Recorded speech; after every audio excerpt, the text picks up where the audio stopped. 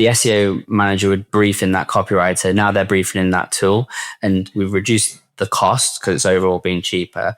But also, that used to be a back and forth of an email to that person. They'd have to wait for that person. Sometimes they'd be abroad and stuff like that. So it's brought down the time to getting stuff live. And for us, for our clients, the faster we can get stuff live on their website, the sooner we'll see SEO results, etc.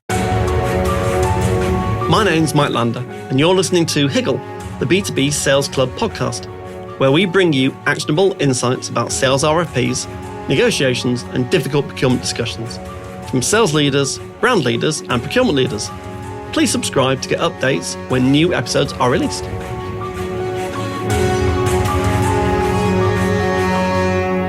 John, thanks ever so much for joining me on Higgle, the B2B Sales Club podcast. Great to have you. My pleasure to be here. Thanks for the invite. Pleasure. So, fascinating topic today, obviously all about AI and search. But before we do that, who are you? What do you do? And what's your favourite song and why? Oh, three good questions. So my name is John Campbell, head of AI and innovation at a company called Roast, a performance marketing agency based in London, Cape Town, and New York. And so my role is all around how AI is changing the way that people are searching. And so that affects our clients, but then also to see how that shapes what we do internally in terms of our roles, the services that we offer.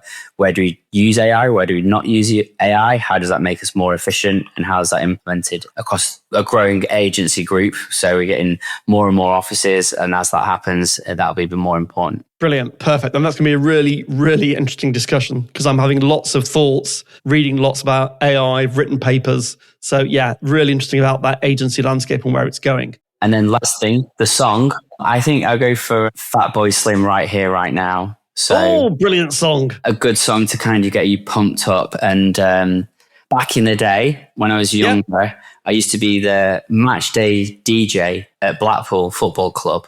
So Blackpool Football? No. Yes. So a good friend of ours was the announcer. And then when we moved into the new stadium, he was like, John, I don't have a clue how to use any of this new technology. He used to have a tape player or something. I used to sit up there, got my tickets for free. And that was the song that we used to play as the players would come out. So that used to get me pumped up. It still does now. What a great story. I was born in Blackpool. Oh, there we go. Me too as well. There we go. Were you? Yeah. The Victoria Hospital. It's on the passport, yeah. Wow. So I was born in Blackpool, then I was adopted at 6 months old and went to Manchester. So I've no kind of like history of Blackpool at all. But yeah, I was born there. So there we go. Yeah, great place to come from. Great place to come from, precisely. So let's get into the questions. Just talk about the kind of history of search, where it's come from, where's search going, especially now with AI-powered search. And kind of just like, let's bust some myths if we can, explain GEO, organic search, all that kind of stuff. Yeah, so I think a good paradigm that we often talk about is, imagine if you go to a library and you're looking to kind of research on a particular topic. Maybe it's World War II or the war in Vietnam or any kind of topical subject. And if you think what would happen in the past, you'd go in the library and maybe here's 10 books, you go read them, you go and review them. And that's kind of what Google was in the past. Is Google was there to say, okay, we're going to retrieve 10 blue links, 10 results. We're going to give it to you. And therefore, it's up to you then to decipher that and read it and work out what's important. We've tried to give you the most important results. But now what we've seen is come as to like a PA, so a personal assistant, where you've asked a question, the PA then goes get those 10 books, reads them, reviews them, puts the bits that are most important, puts into a nice bullet point list, summarizes it all for you. So we've gone from this paradigm shift in the way that we retrieve information. And as a result of that, the old model was that you as the website owner, the benefit was that you got the click, the visitor came through to your website, found out about you, retargeting. Whereas now we've kind of gone into this system where you might not get the click and you're not getting the traffic. Zero click results. Exactly. Zero click results. And so therefore it's affecting a lot of companies. Their organic traffic is down. They're seeing less click-through rates. But at the same time, the quality of the traffic is probably getting better because you had a lot of people who were just clicking, looking, not the right thing. Whereas now the people that do come through that journey and click through, they're a little bit more qualified. And so there's a huge amount of interest in how do you get the most of that traffic? It's still early days, but then you've got this whole problem of I used to, judge my organic traffic performance on organic non-brand clicks increasing year on year and year and year. And, I want to have some of my traffic, which is brand traffic, some of my traffic, which is people who've never heard about me coming through. And that system's kind of slowly changing. And, obviously that's a big thing for everybody to kind of get their heads through at this moment in time. And it's hitting different industries and different verticals in different levels. So, if you're high-end fashion, maybe it's not impacting you too much because you might not go to ChatGPT for fashion recommendations. But then if you're buying a complex kind of B2B product and you're looking at, comparing different providers, seeing how that provider's solution fits to your particular business, it's a really good fit for search. And that's why a lot of people move into AI to find out about products and services. So let's go back a stage. Let's look at the buyer journey. I was at a conference last week run by Launch Online, who I work with, all about basically performance marketing. And there was lots of talk about the buyer journey used to be that kind of like awareness, interest, desire, and action, whichever model you chose. But it was quite a linear journey. And now they're saying, it's not quite like that because people are doing more discovery-based search. They're doing more curiosity-based search. And then eventually they're going to buy something when they're ready to buy. So the search characteristics don't have economic intent behind them early on. But then they're going to wiggle around, try different things, look at TikTok, look at Facebook, do all sorts of things. Is that what's going on? And how does AI and kind of like ChatGPT and Claude and Gemini fit into all of that mess? Yeah, we see some of that definitely happening. People are aware of the businesses and they may discover them earlier on, with search, but it might be earlier seen at an event or they saw them here, there and in different places. But what we are seeing towards the end of their journey is people are going, oh, right, I've got 4 people or 4 different companies that I've shortlisted. I'd normally have to Google each one of them and then Google them reviews, then Google watch their YouTube videos, then Google their name with customer support. So I've got 4 things and I've got 4 companies. Also, that's 16 different searches. So what we are seeing people doing is kind of naming company 1, 2, 3, 4, and then asking AI to do kind of a service review of them or just say versus X, Y, and Z. And so people are understanding that you're basically shortening that time where you'd have to do lots and lots of Googling, lots of pulling that information together, maybe putting it in your own spreadsheet. And now what they're seeing is the ability to get AI to do that comparison.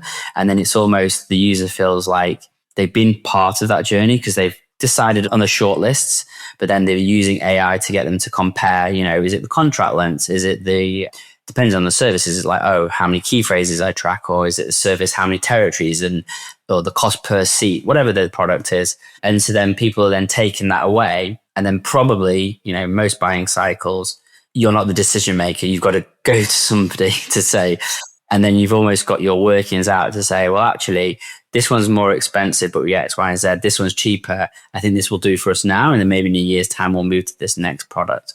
And so we're starting to see that in the prompt data. But as a result of that, you'll see a lot of businesses now are trying to produce some of that content where they are on their own website saying us versus competitor X, Y, and Z. So this is the next question. Is what happens? How do you...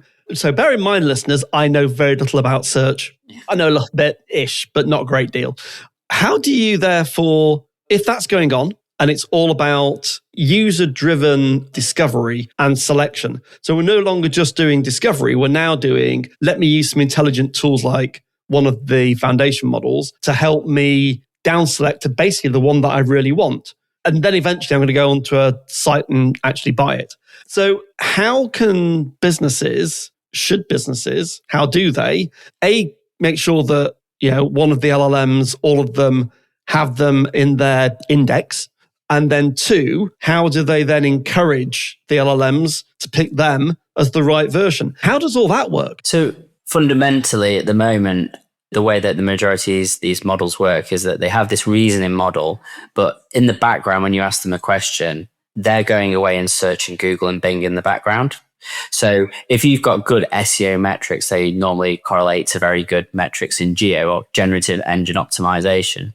So where we see our clients ranking first page and within the top 3 or 4 results, they'll often be the most cited links, as in, so when ChatGPT gives an answer, there'll be some links there.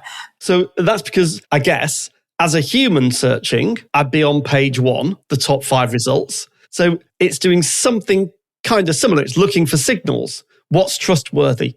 What looks like it's reasonably high quality? Yes. And then what you'll start to notice, it depends on what you're saying, but then you'll start to see third-party websites, which are, like G2 or these review websites. In our industry, it's a website called Clutch, which is where, they'll have all the statistics about your agency or about your product. Or it could be, the model looks for award winning. So then it's about, well, how do I win awards? And then how do I publish some content? But fundamentally, what you want to do is, first of all, have good information about your product that's accessible on your website. So, if it's a SaaS product, it's about having, your really detailed, well laid out HTML table that compares the different tiers that was in your product, etc. If it's a more technical product, it's maybe let's not hide all the information in PDFs. Let's put that onto web pages, which is easily accessible. So I think you would always start off with your own website. That's the best asset to optimize because you control it. And then the second one is looking at when the model is recommending and it's citing pages. What are those pages? Is it an industry magazine? Is it a comparison website? Is it a directory website? And then it's about getting your pages on there. What we have seen earlier on, though, and I was mentioning it before, is some companies are starting to produce like list articles on their own websites. So say, for example, it's like, what's the best podcast recording technology? Riverside might write an article and then they'll put themselves at one, and then underneath they've got Zoom, and then the other ones. It's a little bit low funnel because it's a bit weird to be doing that on your own website. So how long that will work sustainably is questionable, but it's more about actually doing good stuff on your own website and then looking at those external websites and getting listed on there and making sure that, these websites still list the pros, the cons, making sure it's all up to date and accurate. Is writing content for, I've got my own business. I've got a micro website. Is writing content for my website different if I'm optimizing for GEO than it is for SEO? Or should you just write good content? Yeah, I think write good content is generally the thing that we suggest doing. The only thing is you might want to think about sometimes where, and we've done this recently with a client of ours, Rightmove, where in the past they'd have like a monthly, the mortgage rates updates, and they'd have a nice graph. The graph would be an image. So now it's okay. So underneath that graph, you have a little expanding box, and it has the table with the years, the dates, and the numbers, the stuff like that. The other thing that people have had benefits with is FAQs at the bottom, and then at the top, a nice summary slide. So like a summary box of content. But that's all actually, when you look into it, that's useful from a user perspective, because, too long didn't want to read the whole article. They can just read the summary. If they want to look at the details of the graph, they can't hover over it because it's an image, but if they might want to know this certain date in April, what the average price was, it's in the table. So a lot of the things go hand in hand with good content for users. Also, accessibility. So, if you've got a video on your page, have the whole transcript of the video underneath it in an expanding box, etc. So there is some things where it just kind of makes sense. We should have been doing them anyway. What you want to avoid is just thinking about this I'm just writing this from an AI perspective. I just want to hit the bullet points because it won't rank from a Google point of view, and it doesn't rank, then it doesn't go into the AI's consideration. And you're trying to game the system at that point, which broadly in any system is a bad idea on the whole. Yeah, and I'm old enough in SEO to remember when we went and bought thousands of links, and exactly. There was a big penalty and stuff like that. Keyword stuffing and all that kind of stuff. Yeah. It won't help in the long term. It won't help in the long term, precisely. So we'll go off piece slightly, which I hadn't prepared. What's the impact for Google in all of this? Because obviously advertising, a lot of their revenue comes from advertising. It's the biggest search engine in most areas. But they now obviously have got Gemini. You get the AI results often first.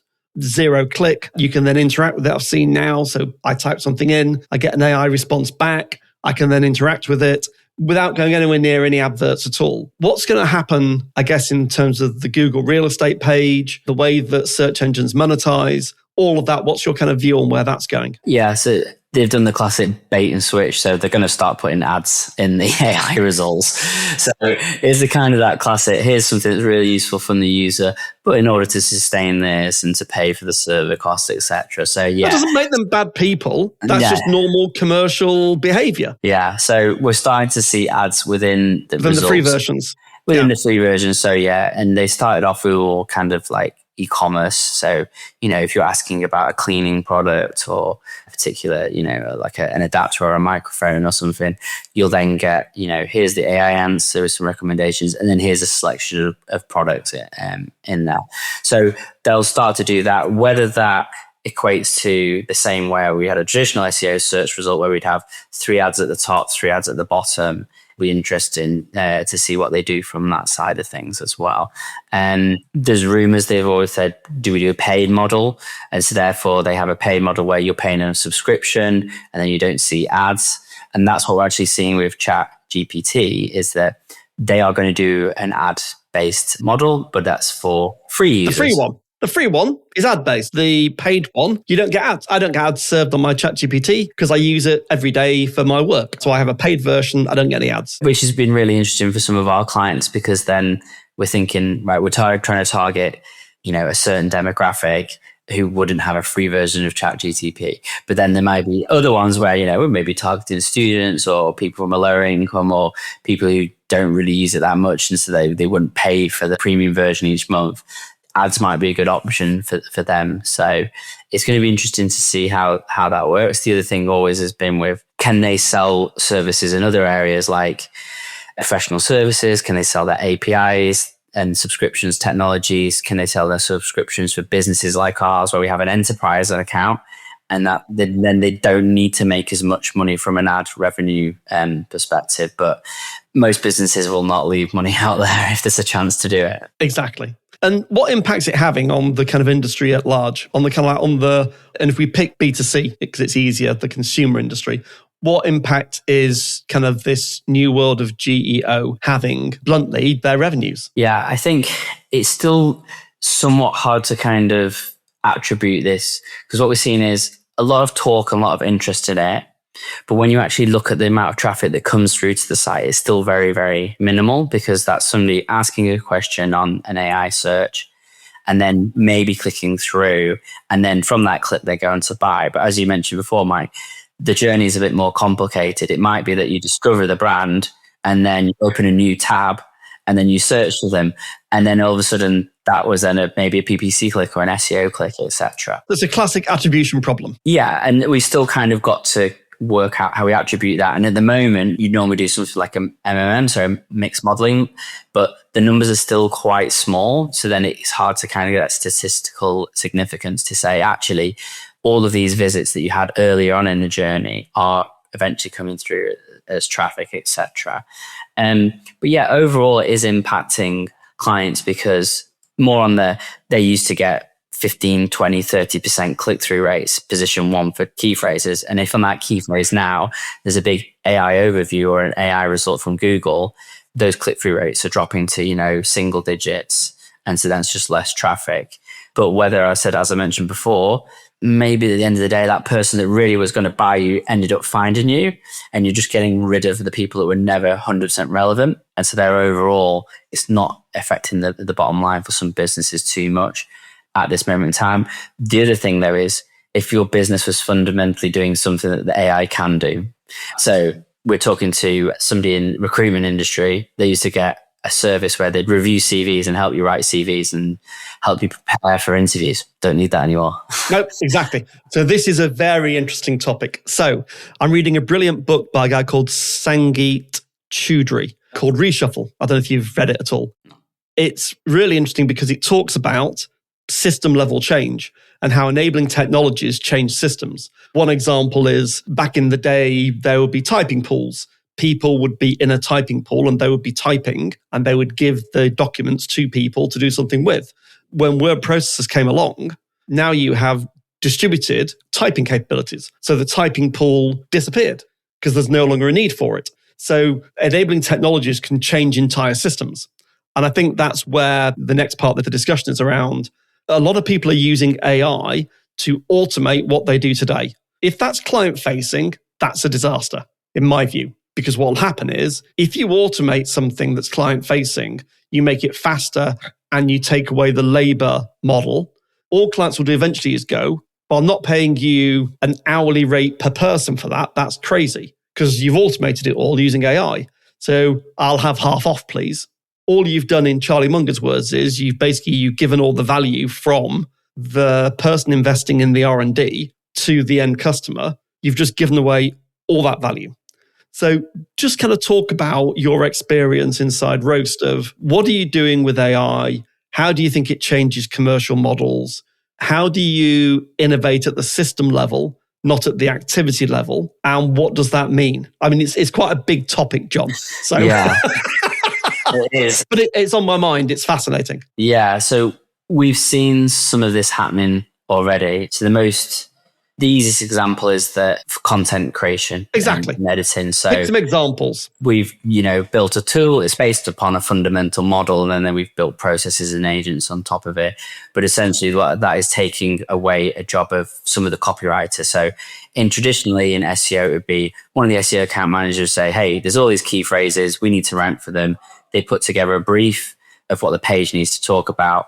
That would then go to a copywriter. They would write it, edit back and forth and live. We didn't employ copywriters in-house, so it's probably an easiest decision for us. But essentially, we now have a client that pays for that subscription. You may have used a third-party copywriting service. That company is now suffering. This isn't a blame thing, John, at all. The opposite. I'm saying what's happening is that whole supply chain of people that were doing things before is starting to be eroded because AI can do it instead. And I think what we've got is that the SEO manager would brief in that copywriter. Now they're briefing in that tool. And two things is happening is we've reduced the cost because it's overall being cheaper. But also that used to be a back and forth of an email to that person. They'd have to wait for that person. Sometimes they'd be abroad and stuff like that. So it's brought down the time to getting stuff live. And for us, for our clients, the faster we can get stuff live on their website, the sooner we'll see SEO results, etc. And so that's really worked well for clients where they've got multiple products, multiple languages, multiple combinations. And so lots of SKUs, lots of stock keeping units. If I've got 1,000 different SKUs and I want content for each of those in multiple languages that's market context specific, I'd imagine a lot of that work that was done by humans is now done by AI. Yeah. But you still got to have, the human needs to bookend it in the human in the lead. Absolutely. Yeah. Got to brief it and review it. Yeah. Bookend needs a good example, actually, John. Yeah, I get that. Yeah. Yeah. And so then it might have been that we're still employing that same person, but their job has now shifted to being an expert at prompting the tool, getting it set up, and then an editor at the end of it, etc. That's on the content side of things. The second side of things is also for us is code and tooling. So we've traditionally always built like tools in-house, and we just spoke about one of the tools called Roast Writer that we've used for content creation. Majority of that has been human coded, but we've now moved into this section where we'll get a client asking a question or a particular problem, and we'll go, well, actually, we're going to build a tool that's going to help us answer that. And that tool can then be reused multiple times. So rather than a lot of analysis being done in Excel or manually, we're now going to tools like Cursor and Bolt and building very specific niche tools, which before you would have had to brief in a developer. The developer doesn't really understand paid search or SEO or LinkedIn marketing, etc. But you do as the expert, and you're just basically conversing with this agent, which is a developer, and then, hey, presto. In natural language. In a natural language. And then you can go, no, that's not quite right. I want it like this. Or literally, sometimes it has been drawing something on a piece of paper, taking a photo of that, and then giving it to the tool, and the tool does it. So we're moving a lot quicker on building not mission critical tools, because still, if you want anything that's mission critical to, your business in terms of like checkouts or systems, you have to get humans to code that in partnership with AI. But for these kind of smaller, more functional tools that will help you do your day-to-day job quicker, that's where we're using AI to build them. And that also helps from ours, and because we're all over the world now, we've got offices in different locations, and that means we've got this tool, we can send that tool to everybody in the world, and then they'll follow that same process, whether that's like auditing it. Exactly. So it's repeatable, it's consistent quality, it's faster. So you're using the enabling technologies to re-engineer the way that you do work, and probably also the kinds of work that you can do. Because 5 years ago, you couldn't have done some of this stuff for clients. It wouldn't be possible, or it'd be extremely expensive. Yeah, definitely. And the other thing is, we're also then taking people who had a little bit of technical experience, but were more like they were SEO or PPC manager, and now we're expanding their skill set and to be able to kind of move into that. So we've still got the same amount of developers, but those developers now are doing more complicated, or they're refining the things that the SEO account managers and the execs can do, etc. And also in my team, we're now getting people kind of coming to us with, oh, I'm trying to build this thing. They'll have a go at it, and they'll then start to work out, actually, this is a good tool to work with, or it's not. So the quality of the ideas that come through to us are a lot more briefed out. They're sometimes demos, etc. So that's really helping us. The big question in the future will be, do these tools help the account managers and the executives to be able to be so much more efficient that rather than then having 5 accounts per team, per head, they can then service 10. And so it probably won't be that we'll ever go, right, we can make people redundant because we don't need them anymore. It's just going to be able to improve that ratio of the number of clients that they can service, which will make us more money kind of in the long term, etc. Yeah. I think also, John, again, in this book by Chowdhury, he was talking about a basketball example. Old model, you basketball players, apparently, you'd stand in a certain zone on the court, and that was your skill. You'd practice being in that zone, and you'd shoot from that zone, and you get a high score rate. And then with advanced analytics, they worked out that actually you need to be multi-skilled. You need to roam around the court. The value is in the coordination between players, not being the sole expert, being the hero, as it were. You've just described the same thing, is that people that were very deep in particular SEO aspects now actually need to cover more bases of knowledge and need to be a little bit broader in the way that they work. So we're going broader rather than deeper, is what it sounds like, as human skills, as human workers. Yeah, definitely. And I think also the idea is as well is that they could probably start to do things like we've also started to do like YouTube briefs and video briefs. We're not doing the filming yet, but we've almost started to say, right, we've now got a bit more time on our hands in certain areas, but also because we've got these tools, we probably didn't go near that before, making scripts and making briefs. Now we can do that. Yes, that's happened a lot more, is that we've actually breached out into other services, which would have been a little bit more, that's going to take a lot of effort, a lot of kind of learning curve, where it's a lot more attainable for us to be able to do these types of things. Exactly. Now. So I've been speaking to a lot of agency people over the last 3 or 4 months, and there appears to be a bit of a theme emerging, which is moving from performance marketing agency as a label towards growth partner. Does that ring true? Yeah, I think growth definitely, growth or discoverability, we kind of call it. And that's a little bit because of consumers will find out about you in lots of different places. They may be on a social channel, they may be on search, they're in AI. And then from our point of view, is like, where does a client spend their best budget to be able to be discoverable? Because they need to be on all these different platforms. And then, as we were just kind of saying before, that means that we need to have a wider skill set to be able to cover all of those different bases. But yeah, I think what we see now is that traditional SEO or paid search model of 5,000 people per month are going to be searching on this particular product. It's actually, well, some people will find it here, some people will find it there, and we've got to be visible across all those different areas. And it makes our jobs a bit more complicated because now video content, we have to think about what's happening on Reddit, what's happening on these social channels. And so, yeah, that discoverability can happen across lots of different channels, as you were mentioning. So, John, if I took a leap of faith, or picked a scenario rather, into the future in the next 5 years, so see if my thinking holds up, I think where we're heading is growth partners will be multidisciplined, because the asset allocation model, if I'm a finance person, marketing have a budget. They've got $1 million. They need to optimize the way that million's spent in order to drive growth for their business. So they need people to work with who understand all of this and can orchestrate it, can pull it all together to drive effective growth.